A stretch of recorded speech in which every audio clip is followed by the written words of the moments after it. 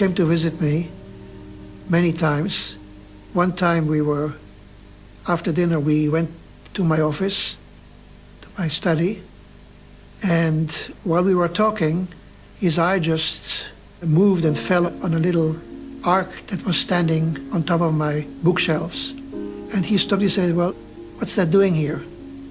And I told him the story about the little Torah and how it got into this ark.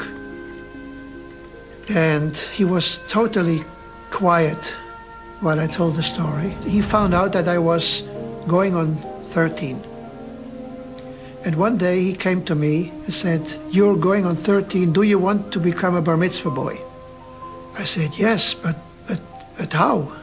I said, "Well, I'm going to teach you." Every morning at 4 o'clock he woke me up and took me down to the table, opened up a little Torah scroll, and we used to study from it. He smuggled it into the camp and kept it with him, hidden. One morning he said, "Well, the time has come." He had arranged everything. All the windows were shut off with blankets. There was a blanket on the table and the Torah scroll open waiting for me. A bunch of people were waiting there too, and he conducted a service, a real service. And when I almost got into the stage where I should read, there was a sudden knock on the door. Everybody froze. The rabbi went to the door and opened it, and there was my mother. It turned out that the rabbi found out where my mother was, and so they smuggled my mother from camp to camp. I ran up to her, and we were all crying, and so of course. I went back to the table, I read my Torah portion, I spoke my bar mitzvah speech. After a ceremony was completed, somebody gave me one little cube of chocolate. The rabbi took me aside and said, "Here's this little Torah from which you read. I want you to take it." I told him, how can I take a Torah? I'm a little boy. Little boys don't take Torahs. He said, "Well, just promise me one thing. I am probably not going to come out of here alive. That is why I want you to have this. You must promise me that you will tell the story. What happened here?" And he pressed this box into my hands, and I looked at him and he said, "Okay, I promise." עכשיו אולי אני אדבר טיפה אני אראה מוצג אחד שקיבלתי רשות מיוחדת.